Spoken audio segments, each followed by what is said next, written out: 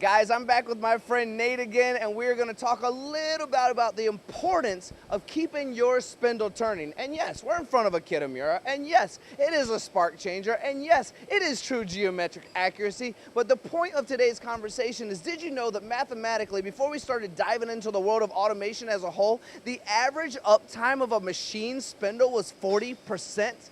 Yeah. 40%. That's 60% where nothing is really happening inside the machine. And I know it's super cliche, but if you're not making chips, you're not making money. And that is the absolute truth.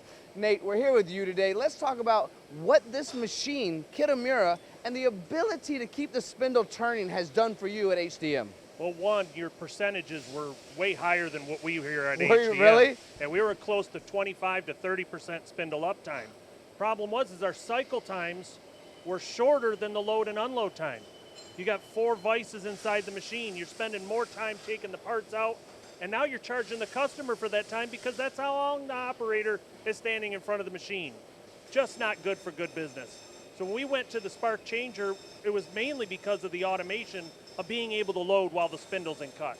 Huge game changer.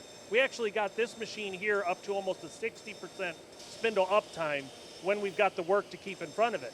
It's chewing through work too fast because now our vertical times were so much more. Now that the spindle's up, I got more capacity. I guess that's a good problem to have. That's a great problem. On-time delivery, on-time delivery. And normally in a situation like this, a lot of us think of horizontal machining, right? Because it's kind of, the idea and the concept is kind of the same of keeping that machine turning 20 to 25% though.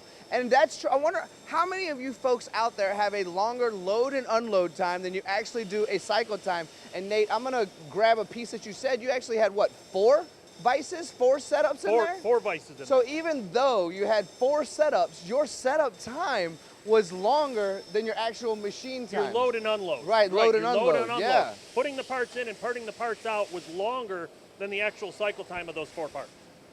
Goodness gracious. I mean, I think this is where we end the conversation, right? So, yes, we're in front of Kitamura, but at the end of the day, update the technology, invest in what makes sense. If you're competing at a level that where everyone else is competing on price point, the way to up your game right away is to do something like this and really give that customer what they deserve. The lead times are shorter, the price points are lower. Everyone wins, don't they? They all win.